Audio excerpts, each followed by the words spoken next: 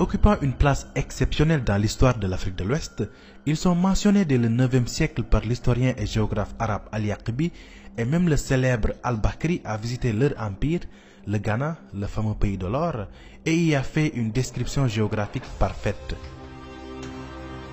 Appelés Saraxolé par les Wolofs ou Maraka par les Bambara, ils se désignent eux-mêmes par le terme de Soninké, et le territoire qu'ils occupent actuellement s'étend sur 800 km d'est en ouest, de la moyenne vallée du Sénégal jusqu'au delta intérieur du Niger. Bien que leur ethnie est plus ancienne que celle des Manding, ils sont culturellement classés dans le groupe Mandé de par leur langue, le Soninké, mais ils forment un groupe ethnique à part entière. Ils avaient une organisation sociale et politique très avancée et dans tous les domaines du génie humain, ils dépassaient de loin les peuples voisins. Dans cette vidéo, nous allons vous présenter ce vaillant peuple que sont les Soninké et l'impact historique qu'ils ont eu en Afrique de l'Ouest.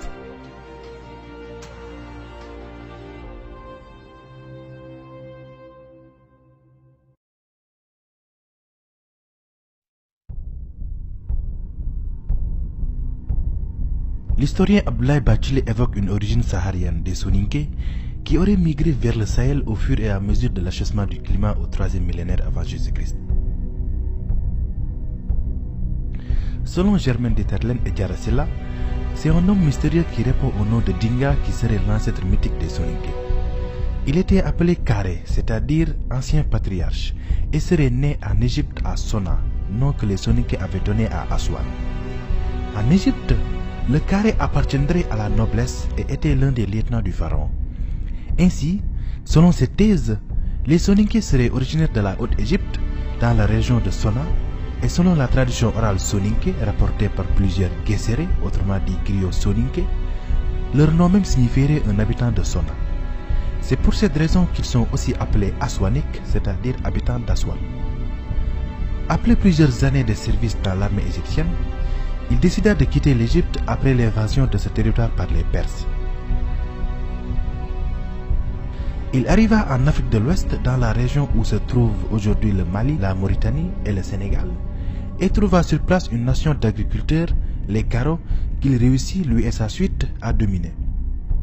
Les troupes de Dinka étaient d'excellents cavaliers, et ils étaient armés de lances, d'épées, de boucliers et d'armures de fer. C'est dans ce cadre que ces Soninké créèrent le royaume de Ouagadou vers le 3e siècle avant Jésus-Christ.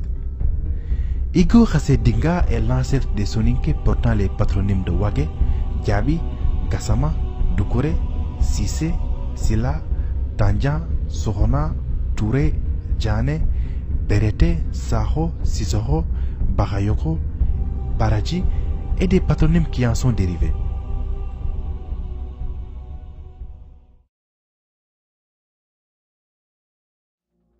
Comme dit plus tôt, le royaume du Ouagadou, qui deviendra l'empire du Ghana, aurait été fondé vers le 3e siècle avant Jésus-Christ par une population armée venue de l'Est et conduite par un dénommé Igo Khassé Dinga. Les sources arabes sont à peu près d'accord avec la tradition orale Saraxolé. D'après le Tarikh et Soudan, histoire du Soudan en français, le Ghana aurait été fondé au 3e siècle avant Jésus-Christ par un peuple noir de cultivateurs. Une autre source, probablement occidentale, parle de la création du royaume par des Berbères venus du nord, fuyant l'invasion romaine. Le royaume fut par la suite dominé par les Soninké, peuple animiste vivant à la limite sud du Sahara. Mais cette thèse a été formulée en pleine période de colonisation pour nier l'origine noire de l'empire. Dans les premiers siècles de notre ère, le Ouagadou, gouverné par Kayamagan Sissé, fondateur de la dynastie des Sissé Tunkara, finit par dominer un vaste territoire du fleuve Sénégal jusqu'au fleuve Niger. Le roi fondait son pouvoir sur le culte du Ouagadou Bida, le dieu serpent, et portait le titre de Kayamagan ou roi de l'or. Il n'y avait pas de problème de succession, car la tradition plaçait automatiquement sur le trône le fils aîné de la sœur du roi. Donc, comme les Sérères, les Soninké aussi avaient une société matrilinéaire. En 1734, les premiers arabo-berbères pénètrent au Ghana.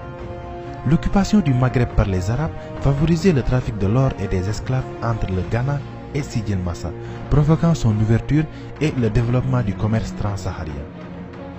L'empire du Ouagadougou, comme celui de Rome, fut d'abord celui d'une ville, une capitale dont le nom se trouve mentionné pour la première fois, semble-t-il, dans les écrits de Al-Yaqbi et dans Mourouj al-Dhahab, autrement dit les prairies d'or de Al-Masoudi. Il fut visité dans la seconde moitié du Xe siècle par le célèbre géographe arabe Ibn Hawqal et même Al-Bakri, donnant au siècle suivant une description assez détaillée de l'empire. L'empire n'était appelé Ghana que par les Arabes qui la firent connaître sous son nom en Europe et en Asie. Mais ce nom n'était pas sans doute la bonne. Si l'on en croit à Al-Bakri et ses récits sur le Soudan occidental, ce terme serait l'un des titres portés par le souverain, que l'on désignait encore sous celui de Kaye Magan ou tout simplement Magan, qui signifie maître. Quoi qu'il en soit, l'empire s'appelait le Ouagadougou et la ville principale était connue de ses habitants sous le nom de Koumbi ou encore Koumbi Salé. Au fur et à mesure que les années passent, l'opulence de cet empire animiste attirait les convoitises de ses voisins musulmans. Dès 1042, des berbères convertis à l'islam, les Almoravides, aidés par le légendaire Wardjabi du Tekrour, de Père Soninké, entreprirent la conquête du Ouagadougou. La ville d'Aoudagost fut prise en 1057, puis Koumbi Salé en 1076, mais reprise par les Saraholais en 1087. Cependant, le Ouagadougou se trouve très affaibli et alors débuta son lent déclin par un démembrement progressif.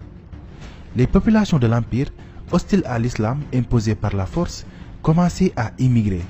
Ceci, additionné à la chasseresse qui avançait vers le sud, rendait le Ghana invivable. Les guerres, la chasseresse, les risques de famine et l'épuisement de l'or collecté avaient contraint les Soninké de l'empire de Ouagadougou, qui peuplaient le Sahel, à émigrer par vagues successives à des époques diverses vers le sud, sur les rives du Sénégal et du Niger, notamment dans la région du Mandé. La nation se dépeuple et ses armées se trouvent donc moins puissantes. Après la chute de l'empire, les Soninké se dispersent dans toute l'Afrique de l'Ouest, donnant ainsi naissance à partir du XIIe siècle à plusieurs sous-ethnies, dont les Bozo, Soninké devenus pêcheurs sur le fleuve Niger. De ce fait, le royaume mandingue de Djara et celui du Soso de Soumankhourou Kanté acquièrent leur indépendance et le vaste empire du Ghana ne se limitait plus qu'à son noyau originel, le petit royaume du Ouagadougou. Plus tard, les Soninké qui avaient remonté le fleuve Sénégal créèrent le Ngalam, ancien royaume qui se trouvait au sud du Fouta Toro et à l'est du Djolof. Le roi portait le titre de Tunka, titre qui était attribué aux princes dans l'empire du Ghana. Ils ont également propagé l'islam, car les Saraholais font partie des premiers en Afrique subsaharienne à être islamisés. C'est à cause de toutes ces migrations que le voyage est une tradition chez les Soninké.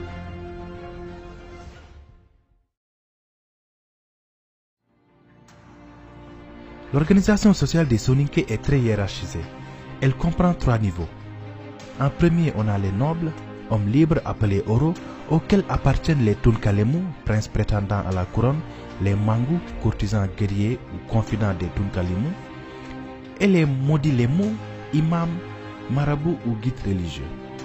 Ensuite, on avait les hommes de caste ou Nyahamala, auxquels appartiennent les forgerons, les travailleurs du bois, les griots ou les cordonniers. Et à la fin, on a les captifs ou Komo.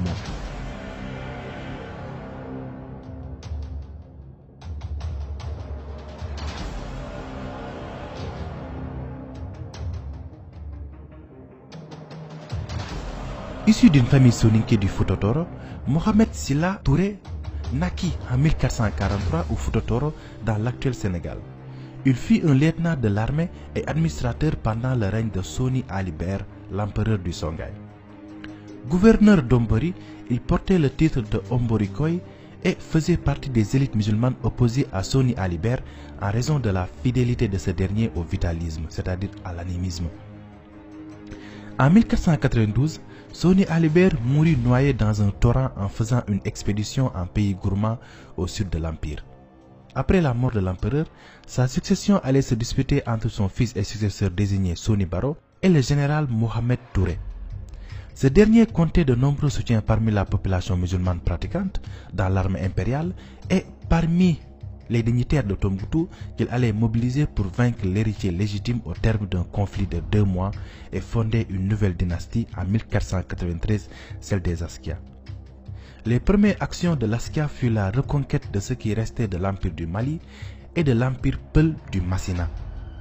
Il lança une guerre sainte contre le royaume animiste de Mossi de Yatenga au sud, mais il se solda par un échec sanglant. Il accomplit des invasions réussies dans les États Haoussa à l'est et dans les régions occupées par les Berbères au nord, comme Agadez, Walata et les mines lucratives de Tegaza qui, par leur production du sel, allaient enrichir le Songhai pendant des décennies. Le règne de Laskia Mohammed sera marqué par un encouragement à l'islamisation de la région, produisant notamment une floraison de la vie intellectuelle à Tombouctou, dont les lettrés l'avaient soutenu dans sa prise de pouvoir et qui allait devenir l'un des plus grands centres intellectuels de l'islam. Devenu aveugle, il cède le pouvoir à son fils Moussa en 1529 et meurt en 1538 après avoir eu quelques 100 enfants de femmes de toute origine.